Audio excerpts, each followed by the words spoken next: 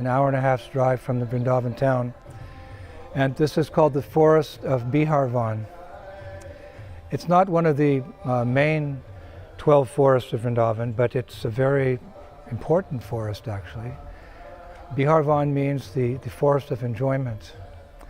And this is a very secluded place where Radha Krishna come and they have very confidential pastimes in the kunjas, the groves of Vrindavan.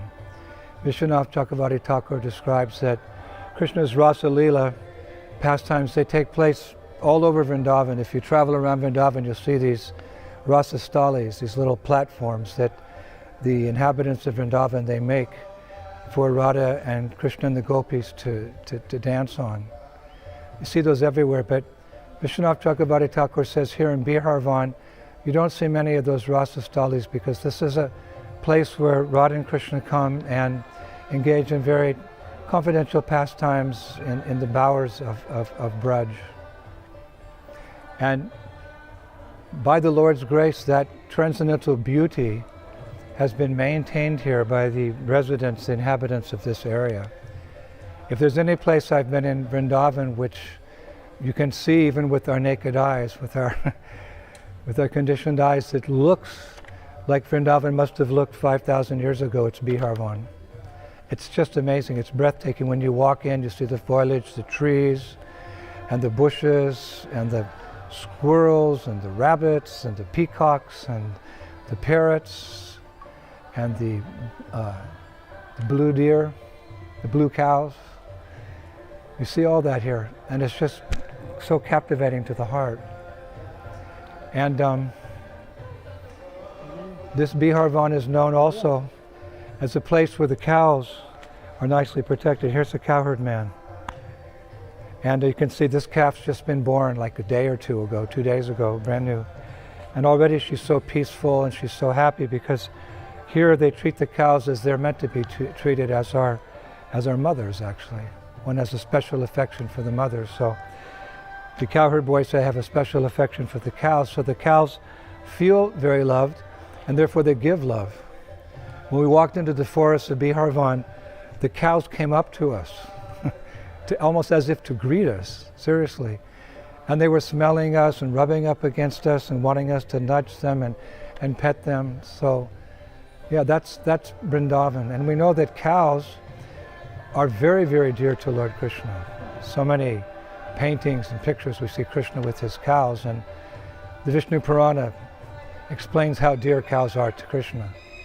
Namo Brahmanya Devaya Go Brahmanya Hitaya Cha Jagaditaya Krishnaya Govindaya Namo Namaha. The two things are especially dear to Krishna, the Brahmins and the cows. And the Brahmins obviously because they are acting as spiritual preceptors, spiritual teachers in society. Their sole profession, you could say, is one of compassion, that they're always giving spiritual discourses day and night. They don't move around very much. That's why the Brahmins always have a big belly. They don't exercise a lot. They're just always preaching Krishna consciousness. So important to have that spiritual message permeating through human society, especially in Kali Yuga, when people are very forgetful of the importance of spiritual life, to have brahmanas doing that. Therefore they're very dear to Krishna, because Krishna himself comes from the spiritual world with a spiritual message. It's encapsulated in his 700 verses of the Bhagavad Gita. So those who continue that message, they're very dear to the Lord. And as dear are the cows, because just, for example, material maintenance. We need to have some material maintenance so that we can practice our spiritual lives. Prabhupada said, if you have an acre of land and a cow and a bull, all your economic problems are solved. If you're into simple living and high thinking. The cow, the bull can plow the fields, and we get the grains and the vegetables and ultimately the fruits. And Mother Cow, she gives milk.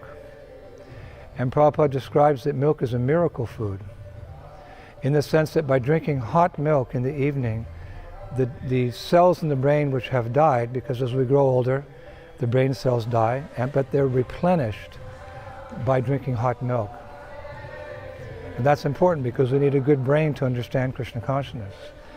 Our whole movement is based on a very solid foundation of philosophy. Prabhupada would often say this, although we're singing and dancing, this is not a sentimental movement. It's based on a very sound philosophy, from the Vedas, the Upanishads, the Puranas, the Itihasas, etc. So to understand that, you need some intelligence, and that intelligence is sharpened and maintained and nourished by the milk from Gomata.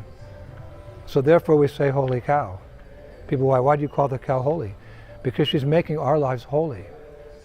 She's helping us to understand philosophy, by which we can go deeper and deeper and deeper into the wonderful science of Krishna consciousness and the pastimes of Krishna here in Sri Vrindavan Dham. So cows are very, very dear to Krishna. This one's getting a little restless. Hold on. We hear when Krishna was present here 5,000 years ago, his father Nanda Maharaj had a herd of 900,000 cows. And they're all different shapes and different colors, combination of colors, different moods, etc. like that. And Krishna himself, he had a pet bull. Children like to have pets, so Krishna's cowherd boy, so he had a little pet. The bull was called Padmaganda. It's described in Shastra that little pet bull, he was very handsome. He had expansive gold-plated horns. His hooves were studded with gems, and he always wore a permanent, ever-fresh necklace of garland of red flowers. Very beautiful description. And Krishna, when he got up in the morning, one of the first things he did, of course, was go to milk the cows, and he would greet the cows with the following words. "O mother, have you rested well? O father bull, are you happy?" Then he'd call out the names of the cows. "O Ganga, Godavari, Kalindi," he knew all the cows' names, and the cows, they could smell the fragrance of Krishna, and they would just, their hearts would melt with that, and they would drink his beauty through their eyes. So these cows are described in a very, very beautiful way, and Krishna would milk the cows, but Vishwanath Chakravarti Thakur said that really there was no need to milk the cows, because the cows, upon gazing upon the beautiful face of Krishna, their beloved Lord, the milk would automatically flow from their teats. See the loving exchange. All these cows in the spiritual world, we shouldn't think of them just as animals. Actually, they're liberated souls. They're eternal Brajbasis, and they're rendering a particular flavor of service to Krishna, a particular type of love that Krishna enjoys very much. Everything in Vrindavan is permeated with transcendental love. So these are great self-realized souls that their rasa with Krishna is one of a cow. So Krishna reciprocating loving dealings with all these different cows. Vishwanath Chakravarti Thakur, he says there's two types of cows in the spiritual world. Some of them are Nitya Siddha, eternally liberated, and others are Sadan Siddha. They're devotees who came in contact with Krishna consciousness on this earthly planet, revived their Krishna consciousness, and went back to the spiritual world. But whether one's a Nitya Siddha or a Sadan Siddha in the spiritual world, both are considered eternally liberated. And Vishwanath Chakravarti Thakur, he describes those cows in a very poetic way.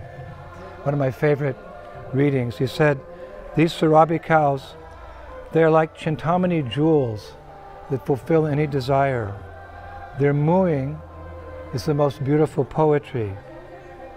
These happy cows are like a pleasant summer, and they always lift their ears when they hear Krishna's flute. And they wander the earth in Gokul pastimes. As they wander the earth in Gokul pastimes, they resemble the bubbles of the milk ocean, the chuckles of Lord Shiva, and the infant children of moonlight. So our understanding comes from the acharyas. We understand things through Guru, Shastra, and Sadhu. So this understanding, we're beginning to realize it in our hearts. And like Krishna loves the cows, we also love the cows, not only for our material maintenance, but because they're such loving animals. They're beautiful. I heard Prabhupada say one time, just to look at a cow makes the mind peaceful. So here at Biharvan, besides all the Nikunja pastimes of Radha and Krishna, they're maintaining a beautiful Goshala.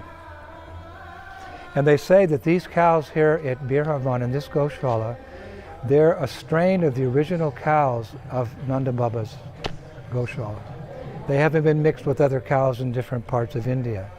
So if you want to see what the original cows were like, what they look like, what was their mood of love, how beautiful, how pleasing they are to Krishna, come here to Bihar, walk through the forest as it has been for 5,000 years, peacocks, birds, and come and just, as Krishna would do, I read when Krishna gets up in the morning, with first things he gives a loving embrace to the cows. So come to Bihar and see this beautiful kunja of Radha and Krishna's pastimes and see the beautiful cows, make your mind peaceful, and do some cow seva. By doing some cow seva, Krishna will be very pleased, and one day he will bless you with his ultimate benediction of Krishna Prema. Bihar ki, Gomata ki, Shri Prabhupada ki, Go Premanandi, Jai Jai Si Radhe Sham. Govinda, Govinda,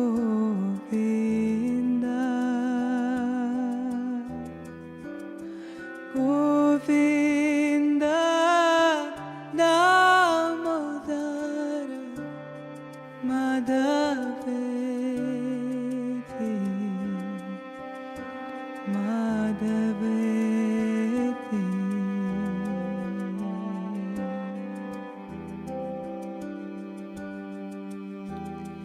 Madhaveti, Govinda, Govinda, Damodara, Madhaveti,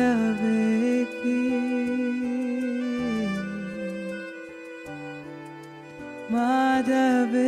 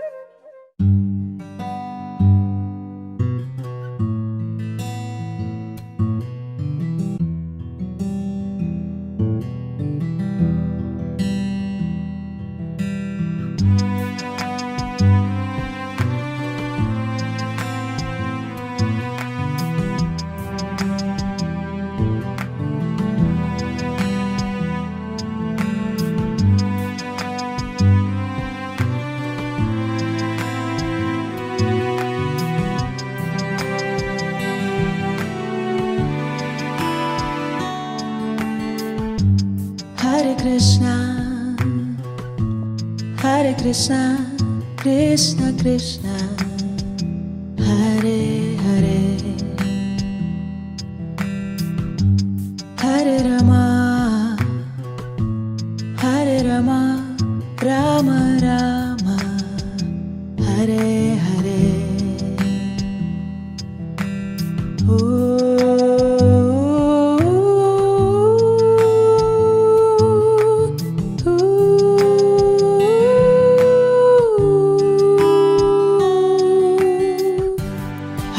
Krishna, Hare Krishna, Krishna Krishna, Hare Hare,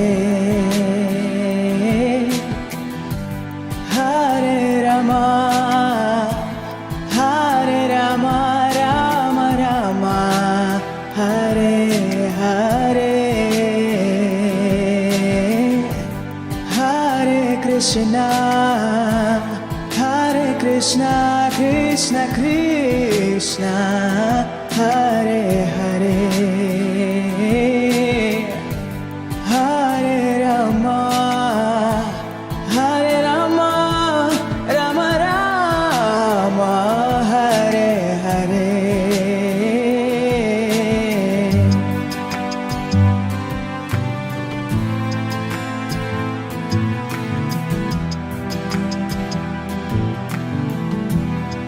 Hare Krishna.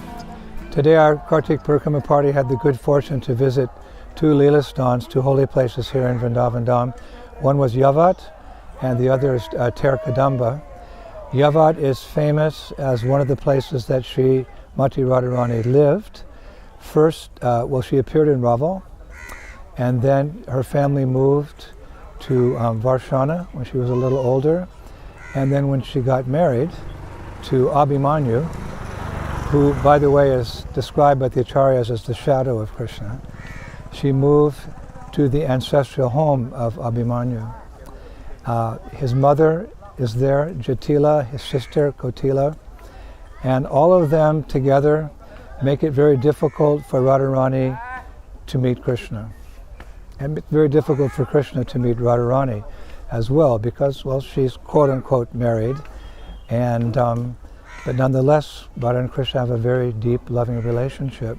So it's all accented, you could say. The impediments to meeting make the meeting even more sweeter. It's all keli, it's all playful pastimes in Vrindavan. The mood of Yavat is that Radharani considers it like a prison. She's always trying to get out to meet her beloved Krishna, and Krishna's always trying to enter into Yavat to meet Srimati Radharani. And there's many pastimes connected like that. So we visited there, we discussed this rasa, these playful pastimes, and we sat at Kishori Kund. Kishori is, of course, one of the many names of Srimati Radharani. The Kund, the lake there, is named after her, and it's very beautiful. And actually that's where Srimati Radharani, when she's living at Yavat, that's where she takes her bath every morning. And as such, because it's her Kund, just like Radha Kund is very special because it's the place where Vrindavaneshwari, Srimati Radhika, takes her snan or her bath. So Kishori Kund is also equal, you could say, in the sense that that water is divine. And it's stated in Shastra that just one drop of that water on one's head, one can fulfill all of one's desires. So one has to be careful when it comes to Vrindavan and hugs desire trees and rolls in the dust, the Brajrenu of Vrindavan, and wanders and is seeking to find Krishna, praying in various ways to fulfill our desires. One has to be very careful not to mix any material desires in there. So one time Kamsa, the great tyrant Kamsa, he heard from his spies who were going around Vrindavan trying to arrange different places that Krishna's demons could come and try to kill Krishna. They saw the Braja Gopis and they were just amazed how beautiful these young girls were. In particular, one girl, Vrindavaneshwari, Srimati Radharani. So this news came back to Kamsa. So Kamsa, he decided he wanted to actually come to Vrindavan. This is Shastrik. He wanted to come to Vrindavan and kidnap Radha and make her his queen. Like Ravana wanted to kidnap Sita. So he made an excuse. He was going to go and look, take a tour of his kingdom, etc. He brought thousands of soldiers and chariots and flags and everything, and they all came towards Yavat. They left Mathura and came to Yavat. And as they got a little closer, Kamsa told all the soldiers to wait some distance behind. He was going to find Radha himself. To make a long story short, he came to that Kund, and as he approached the Kund, because he's an Asura and the Kund is so pure, the Acharyas say the Kund shrunk. And the birds stopped singing, and the soft breezes stopped blowing. The influence of Asura. So anyway, he was thirsty, so the Acharyas say he took some water, and as soon as that water touched his lips, he turned into a gopi. There's different versions of the story, but this is the Shastric version we found. He turned into a gopi, and he was shocked. He saw his reflection, his beautiful eyes and eyelashes and his petite form and the bangles and the jewelry, and he was shocked. And he said, I don't want to be like this. I'm a king, I'm a ruler, I don't want to be a gopi. The power of Vrindavan, that even an Asura like that can externally get that form, not internally, but internally is the real thing.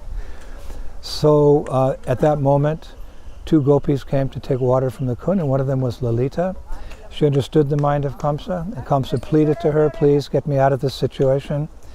So Lalita took Kamsa to see Radha, Radha gave him darshan.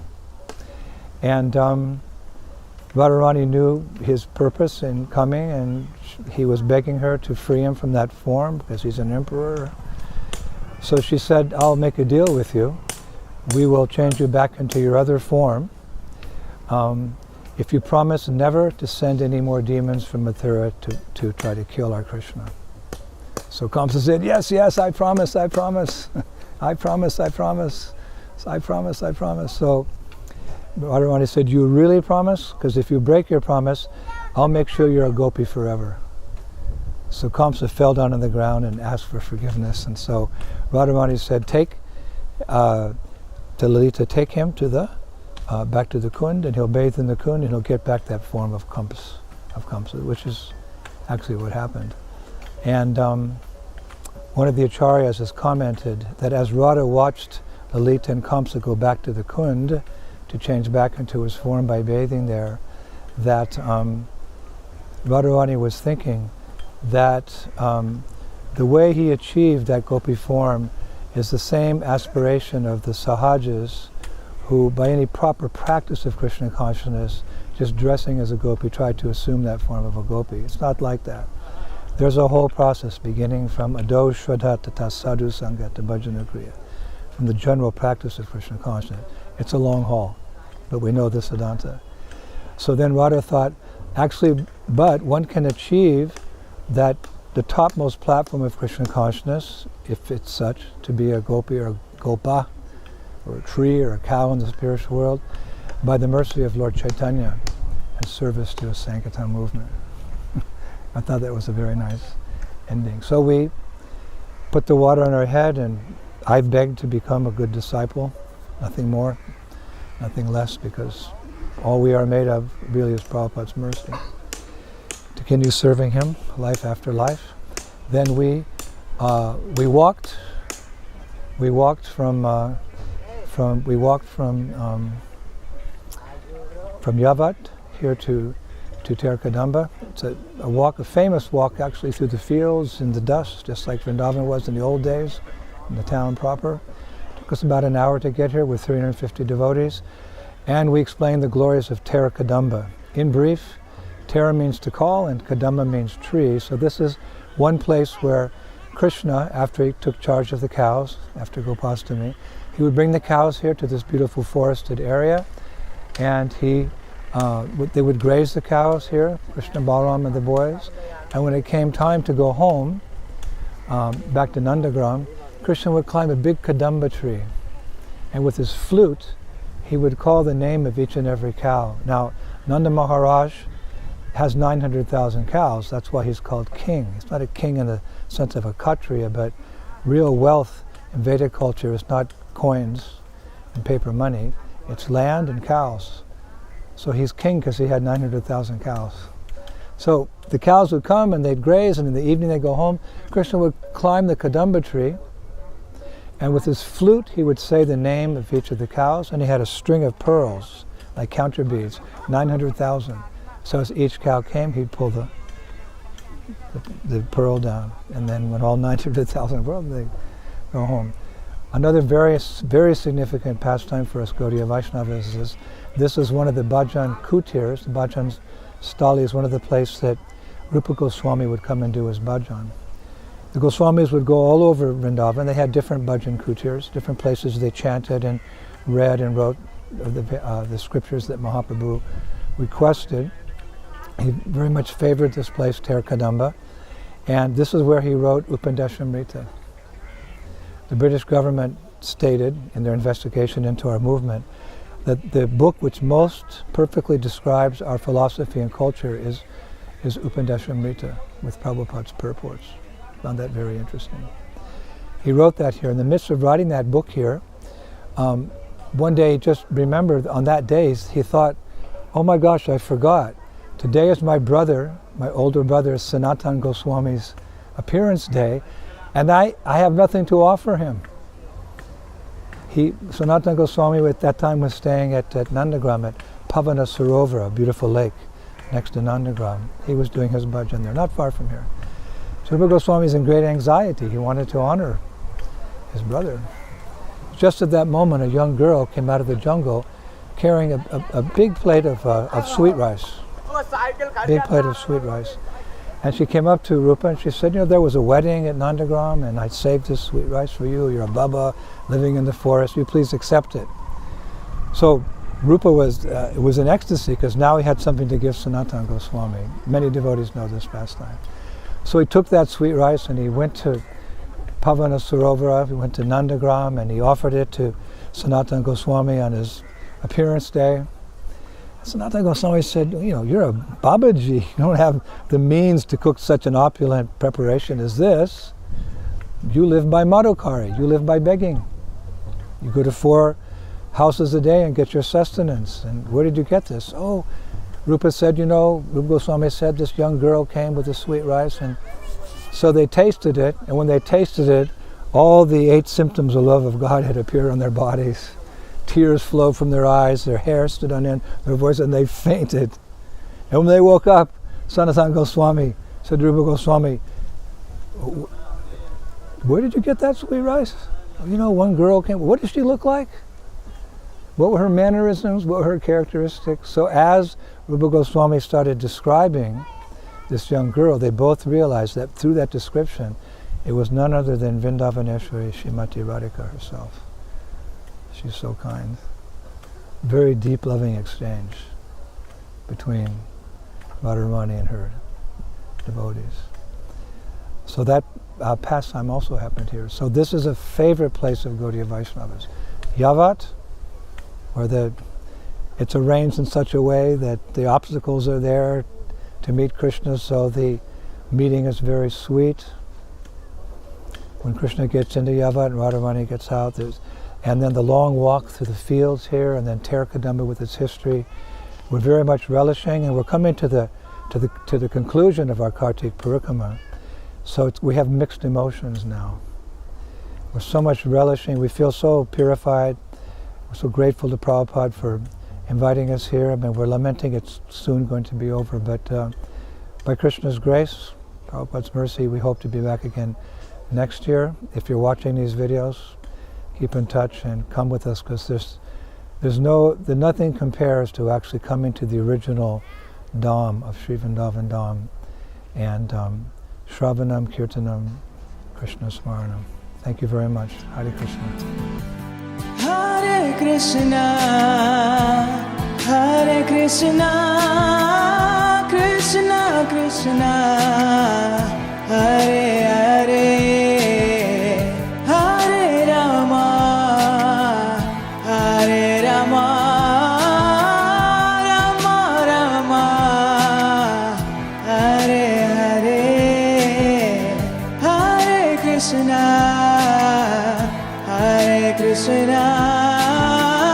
Krishna Krishna, Hare Hare, Hare Rama, Hare Rama, Rama Rama, Hare Hare.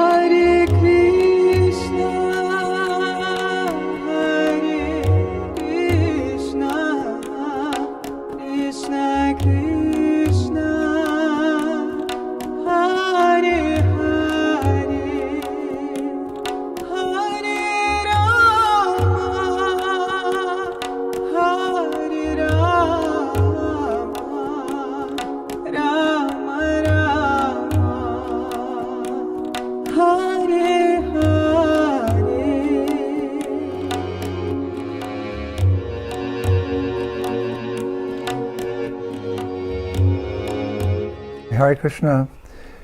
Today, on our Kartik Parikrama, we're very blessed to come with a large group of devotees. Actually, our group has swelled to 350.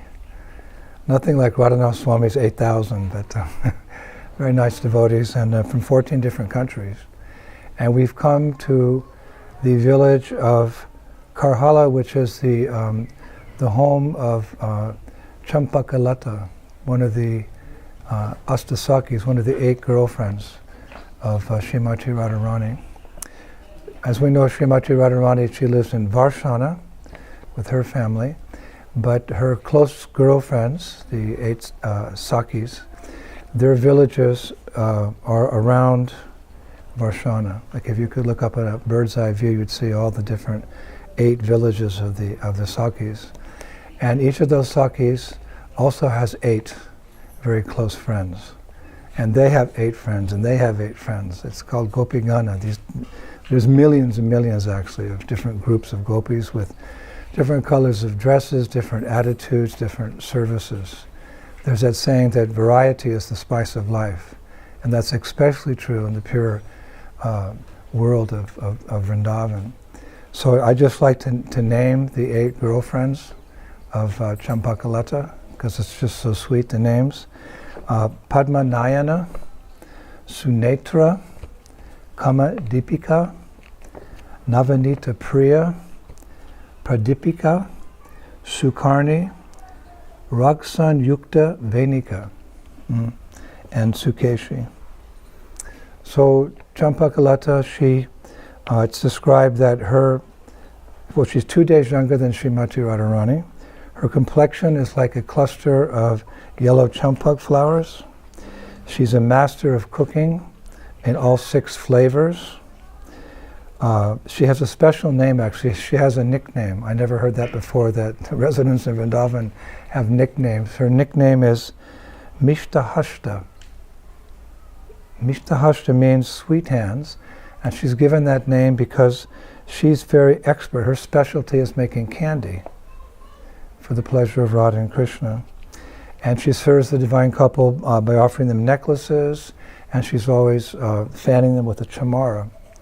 When we think this is the spiritual world, there's be so many grand activities going on, but it's not so much the activity in Krishna consciousness as the consciousness behind it.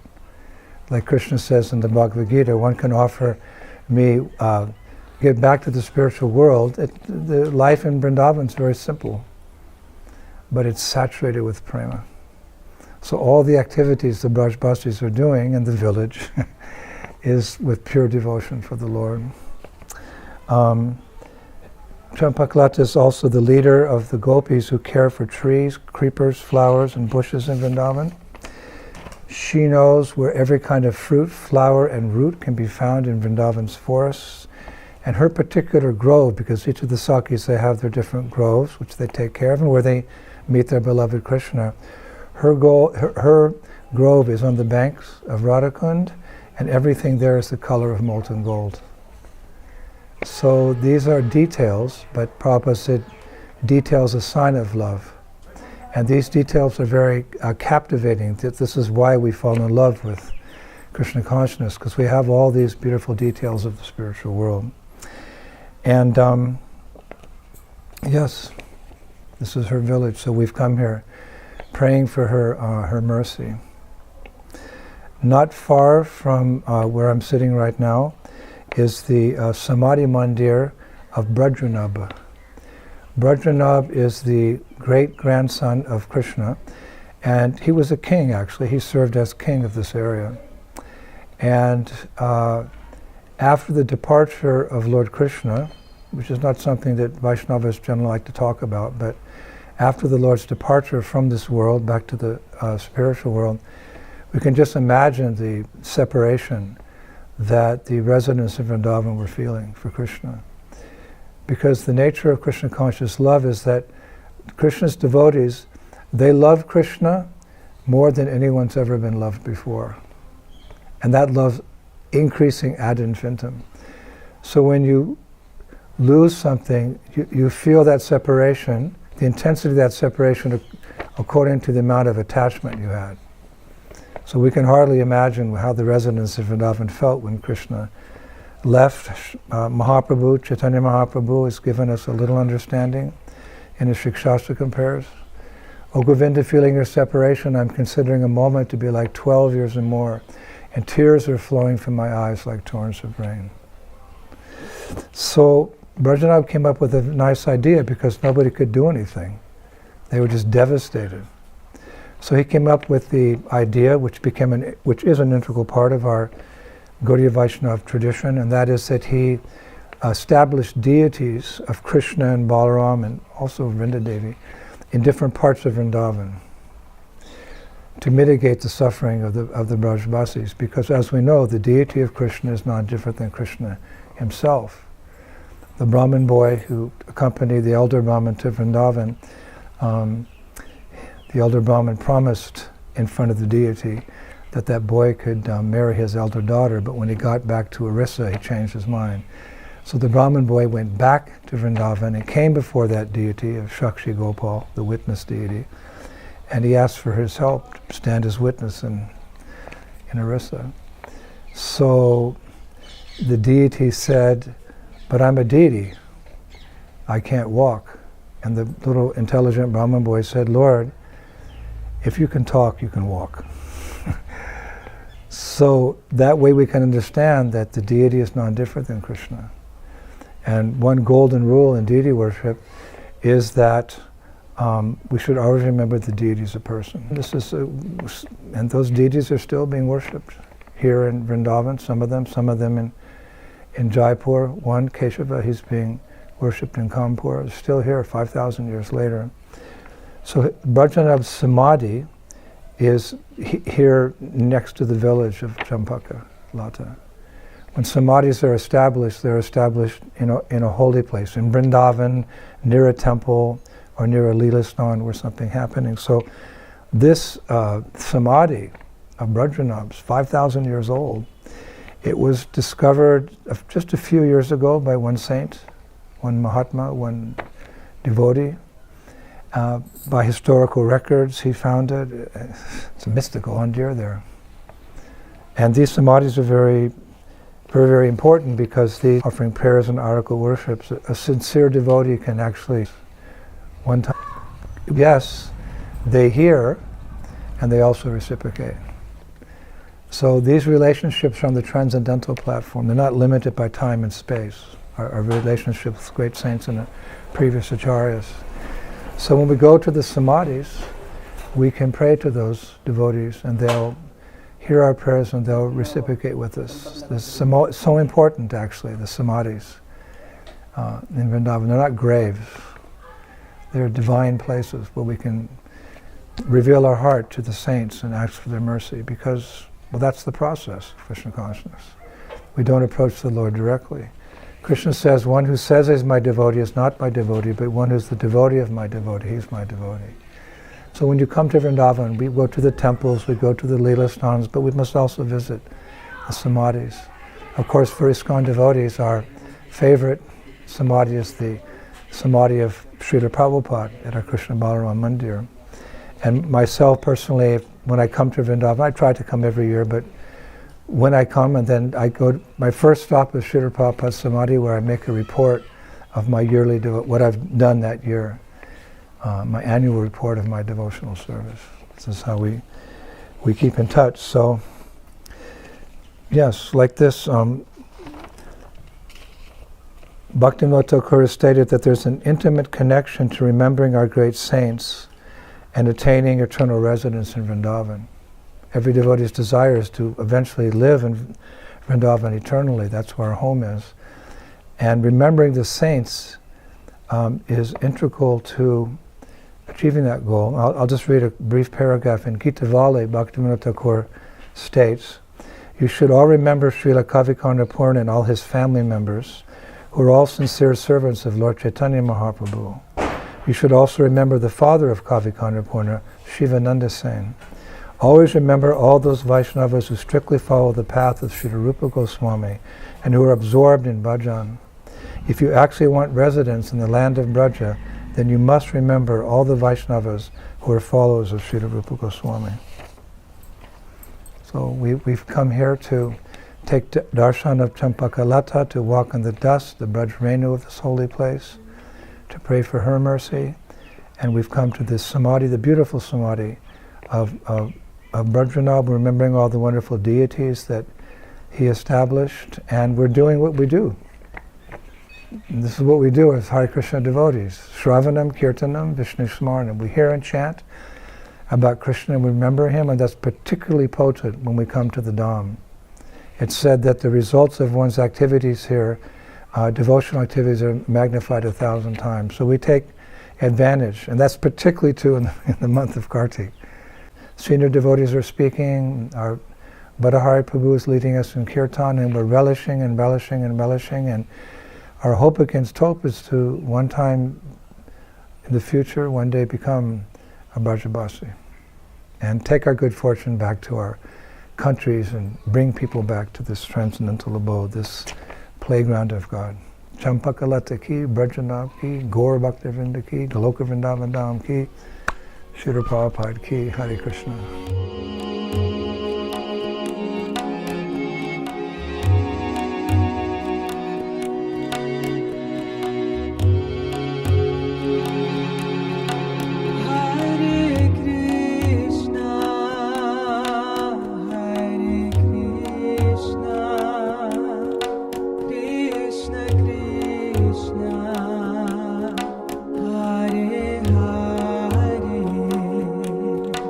Hare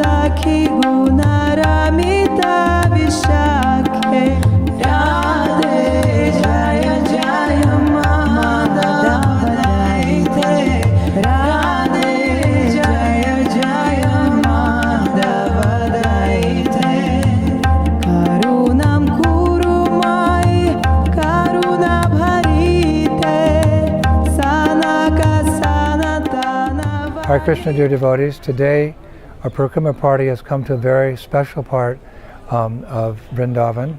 We've come to Varshana. Actually, before we walk up the sacred hill of Varshana, we're visiting the village of Chitradevi, called Chiksoli. Many devotees know that Srimati Radharani, the Lord's eternal consort, she has a group of girlfriends who assist her in many ways. They're called Sakhis. If you go to Mayapur, our big Mayapur temple, you'll see beautiful Radha Madhava on the altar, and on either side are 4 assistants of Srimati Radharani, the Sakhis. And one of those Sakhis is Chitradevi. The Sakhis are around the age of Srimati Radharani. They're, you could say, 9, 10 years of age. And each of those Sakhis has a group of helpers called Manjaris. They're much younger, 6 or 7 or maybe even younger than that. But these are Krishna's girlfriends. And each of these 8 Sakhis, they have their villages surrounding Varshana. The history of Varshana is very interesting. Actually, it goes way, way back. Actually, it's eternal, but the pastime is such that towards the end of Satya Yuga, Lord Brahma was thinking that he'd like to be part of the pastimes of Lord Krishna when he came in his Swayam Bhagavan, when he came in his original form at the end of Dwapara Yuga. So he was thinking what type of service he could do. He was thinking how he could get mercy from the Lord, from Krishna. So he performed great penances and great austerities to get the boon that at the end of Dwapara Yuga, when Krishna came, he could be a hill in Vrindavan. Why would someone want to become a hill? We have many spiritual desires. We think, I'd like to be a pujari, I'd like to be a Sankirtan devotee, I'd like to be a cook and cook for the Lord and for the devotees. Brahma wanted to be a hill. The reason he wanted to be a hill is because he was thinking, if I'm a hill, then I'll get the mercy of Krishna and Srimati Radharani, the gopis and the cowherd boys. Their soft pink lotus feet will traverse on my head. What greater benediction could you want than to have the dust of the feet of devotees or the Lord himself on your head? So he prayed like that, and that desire was fulfilled. This is the beauty of Krishna consciousness. Our material desires may or may not be fulfilled, but our spiritual desires, if they're sincere, in due course of time, the Lord will fulfill them so that we can serve him to our heart's content. So in Dwapara Yuga, at the end of Dwapara Yuga, when Krishna appeared, Brahma became a hill. Specifically, he became, like you could say, there was the hill, but there were 4 parts of that hill, rises in those hills. And one of those rises is called Varshana. And that is the eternal home of King Vrishabhanu and Kirtada Sundari, who are the illustrious parents of Vrindavaneshwari Srimati Radharani. They lived there in a palace, that family. We know that Radharani was born in Raval, but when Krishna moved from Gokul to Nandagram, when he was a little older boy, Radharani's parents moved from Raval to Varshana. And the name or the word Varshana has a wonderful meaning. Vishwanath Chakravarti Thakur describes it means a shower of bliss. Varshana is a constant shower of bliss because of the presence of Srimati Radharani's transcendental form, her attributes, her service, her mood of loving service to Krishna. That place is called Varshana because of that constant flow of bliss. And Radharani has that name as well. Varshana Rani, the queen of Varshana. So many of her childhood pastimes took place there.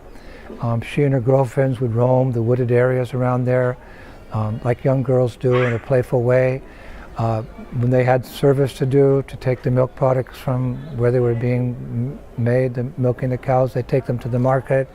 Sometimes Krishna would come with his friends and he would stop them and he would tax them, the Dan Gati pastimes.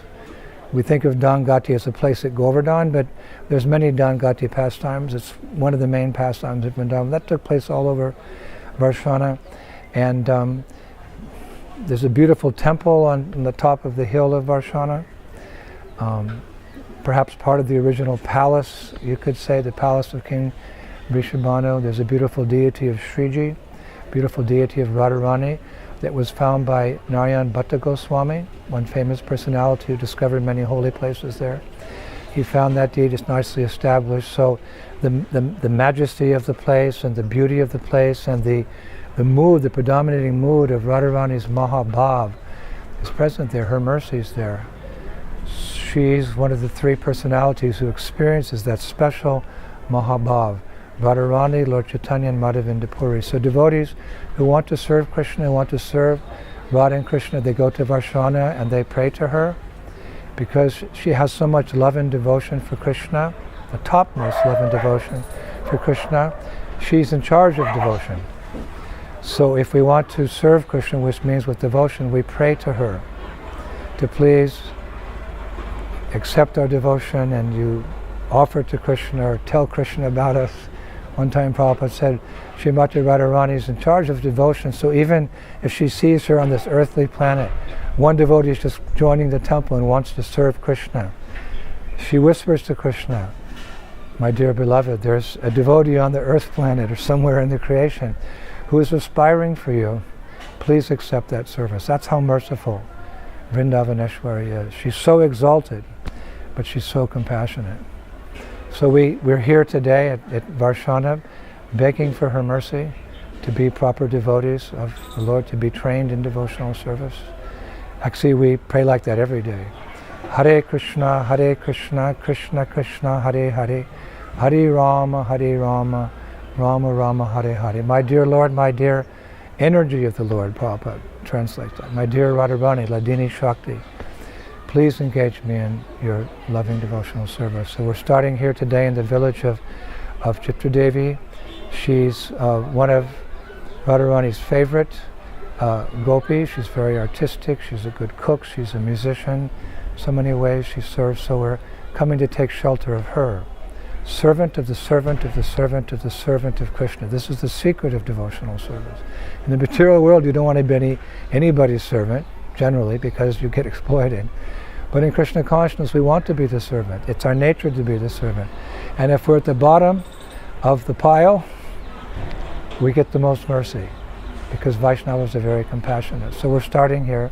We'll come back again and again throughout our lives visiting different villages, but you'll see in this video, this is a very, very beautiful village, and our group is full of very many beautiful devotees seeking the mercy of the Lord through the medium of Hare Katha, Krishna Katha, chanting Hare Krishna, taking prasadam, and walking up the mountain of Varshana to the top and then back down to the bottom where we'll take prasadam, which is the natural course of activities when you come to this abode of bliss. Vrindavaneshwari Srimati Radharani ki, Shri Shri Radhasham Sundar ki, Shri Prabhupada ki, Gokul Dham ki, Golokadam ki, back home, back to Godhead ki. Hare Krishna. Shama Shama Shri Jai Radhe Jai Radhe Radhe Shama Shama Shri Jai Radhe Radhe Jaya Jaya Madhava Daite. Radhe Jaya Jaya Madhava Daite. Vrishabhanu Dadi Nava Shashilekhe Lalita Sakhi Gunaramita Vishakhe. Radhe Jaya Jaya Madhava Daite. Radhe Jaya Jaya Madhava Daite. Karunam Kurumai Karuna Bharite. Sanaka Sanatana Varnita Charite. Radhe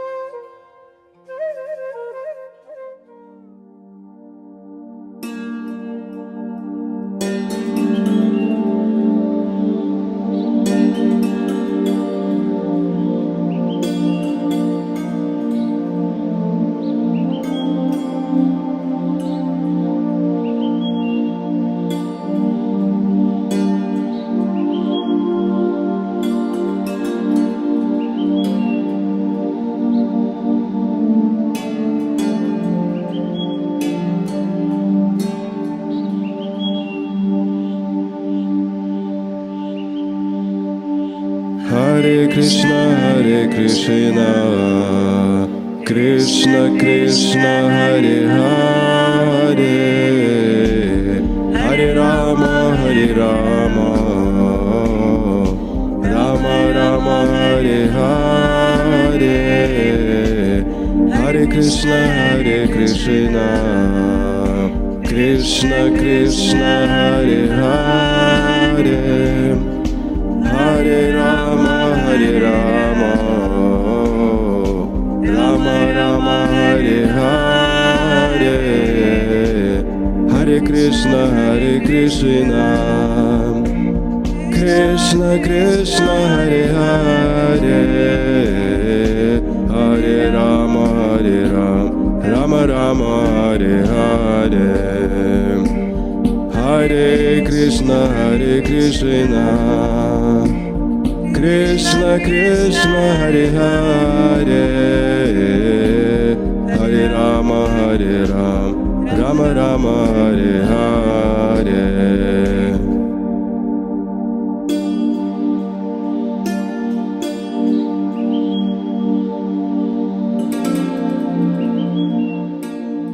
Hare Krishna, today our 2019 Parikrama party has come to a very special, a very unique village in Vrindavan. I'm not sure that many ISKCON devotees know about this place. Perhaps the Braj Mandal Parikrama party comes here, I'm not sure, but this is certainly a very, very unique place. This is the village of Phalen.